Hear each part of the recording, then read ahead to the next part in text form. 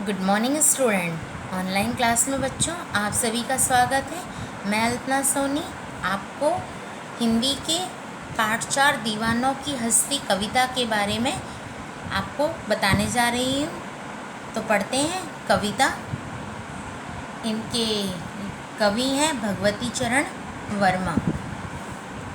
हम दीवानों की क्या हस्ती है, आज यहाँ कल वहाँ चले, मस्ती का आलम साथ चला, हम धूल उड़ाते जहाँ चले, आए बनकर उल्लास अभी, आंसू बनकर बह चले अभी, सब कहते ही रह गए अरे, तुम कैसे आए कहाँ चले। इस कविता में कवि ने मनुष्य को सभी तनाव और चिंता से मुक्त होकर प्रसन्न रहने की प्रेरणा दी है। इसमें कुछ कठिन शब्द हैं जिन्हें देखते हैं। आलम यानी माहौल, उल्लास यानी खुशी, प्रसन्नता। कवि अपने स्वच्छंद जीवन के बारे में कह रहे हैं। अर्थ है कवि स्वयं को अपनी मर्जी का मालिक मानते हुए कहता है कि इस दुनिया में हम दीवानों का कोई अस्तित्व यानी पहचान नहीं है। आज यहाँ तो कल कहीं और चले जाते हैं। अर्थात दुनिया में कवि एक जगह स्थिर होकर नहीं रहना चाहता। वह जहाँ भी जाता है दुनिया की चिंता ना करते हुए प्रसन्न रहता है। वह लोगों से मिलकर रहता है। लोगों को उनसे मिलकर प्रसन्नता होती है। वे उससे इतना स्नेह करते हैं कि उनके जाने पर दुखी हो उठते हैं।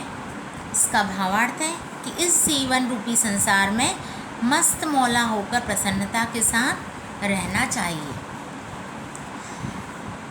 सेकंड स्टैंजा में देखते हैं। किस ओर चले यह मत पूछो, चलना है बस इसलिए चले, जग से उसका कुछ लिए चले, जग को अपना कुछ दिए चले। दो बात कही दो बात सुनी, कुछ हंसे और फिर कुछ रोए, छक्कर सुख दुख के घूंटों को हम एक भाव से पिए चले। इन पंक्तियों में कवि ने हमेशा प्रसन्न रहने की बात कही है। कवि कह रहे हैं कि किसी भी सांसारिक बंधनों में ना बंधकर अपना सहज जीवन जी रहा है।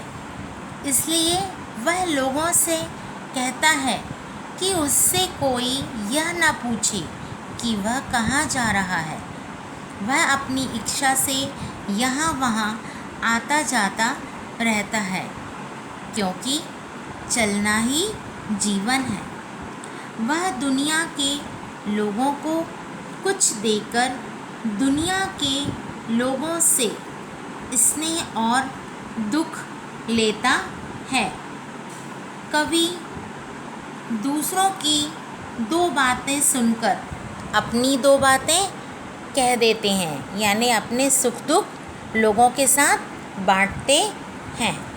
भावार्थ है कवि सुख दुख दोनों की समान भाव से जीने की प्रेरणा देता है। बच्चों हम देखते हैं नेक्स्ट स्टैंजा। हम भिखमंगों की दुनिया में स्वच्छंद लुटाकर प्यार चले, हम एक निशानी सी उर पर ले असफलता का भार चले। अब अपना और पराया क्या आबाद रहे रुकने वाले, हम स्वयं बंधे थे और स्वयं हम अपने बंधन तोड़ चले। इसमें कठिन शब्द का अर्थ देखते हैं। जैसे स्वच्छंद यानी अपनी इच्छा से जीने वाले, उर माने हृदय। निम्न पंक्तियों में कवि ने स्वार्थ को त्याग कर प्रेम से रहने का संदेश दिया है। कवि कहते हैं कि यह दुनिया स्वार्थी है, यहाँ प्रत्येक व्यक्ति किसी न किसी स्वार्थ के लिए जीता है, इसलिए संसार को भिखारी कहा है। यह स्वार्थवश ही किसी से मोह और प्रेम करता है।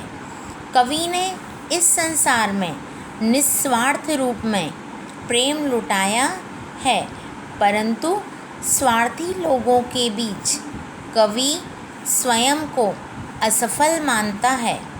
वह इस असफलता को दिल में धारण कर सभी बंधनों को तोड़कर इस संसार से जा रहा है।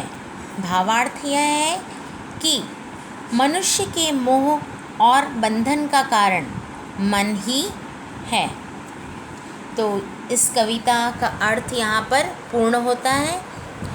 बच्चों, सभी पाठ के जो भी शब्दार्थ हैं उन्हें आपको किताब से देखकर हिंदी कॉपी में लिखना है, और मैं अगले क्लास में आपको इस कविता के प्रश्नोत्तर आपको दूंगी और साथ में अर्थ भी दूंगी, जो आपको ज्योति वेबसाइट में आपको मिल जाएगा।